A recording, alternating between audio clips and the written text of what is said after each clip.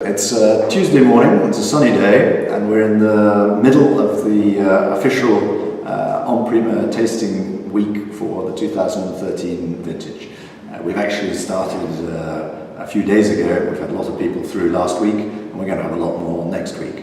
Anyway, it's been so far extremely encouraging. As I think it's not a secret, expectations for this vintage were not particularly high. There'd been quite a lot of adverse press about the vintage, mostly from people who weren't here during the harvest, and certainly from people who'd never tasted it before because they couldn't have. And I think that the overall and overwhelming impression I've had from the people who've come to visit us here at Pichon is that they are agreeably surprised. And this is not a surprise to us because we knew that people would be. Of course, when you come with very low expectations, it's perhaps relatively easy to be agreeably surprised. What were the wines of 2013 like? Well, first of all, it's not an exaggeration to say that the viticultural year was a challenging year.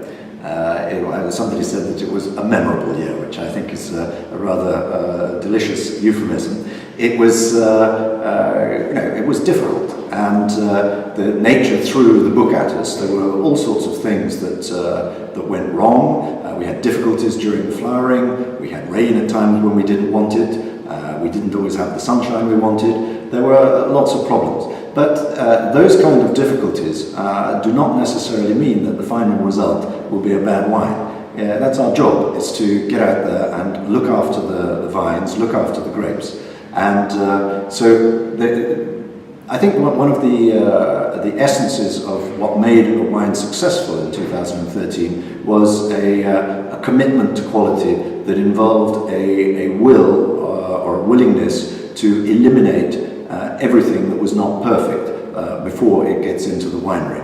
And that means very strict selection in the vineyard. It means very strict selection when the grapes come into the winery. And it means also very strict selection later on, after they've been destemmed, before they actually go into the vats.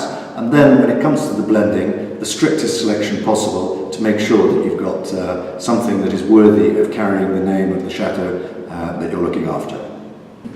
If we take the specific case of Château Pichon this is actually the lowest amount of Pichon we've ever made since we bought the property in the 1980s. So we're down to 10,000 cases only. This is, Pichon has made in the past 30,000 cases of Grand Vin, so it's a very radical reduction in volume with the aim of making the best possible wine we could make in the conditions of the vintage. And we get down to that low volume by low yields, by extremely strict and rigorous selection of grapes as they come into the winery. And then, of course, when we make the blend, we just choose the very best wines to make the Grand Vin. But then there's also the blending and selection to make the second wine. And we take the second wine of Pichon-Baron, Les Tourelles, extremely seriously as well. And in fact, normally at Pichon, our blend is around 50-50, half Grand Vin and half second wine.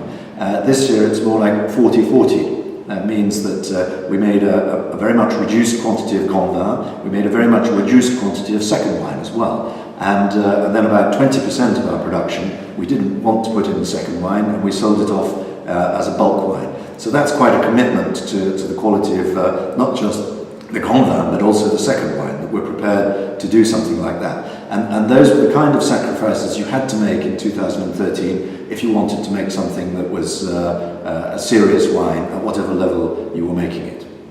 So what are the wines actually like in 2013? Well, the styles of wines and the quality of wine vary quite a bit, because a year with so many challenges is bound to throw up varying results. But the best wines, the ones that, anyway, that I like the most, and I hope that we can class our own wines in that category, are wines that have a lovely, delicate freshness of fruit.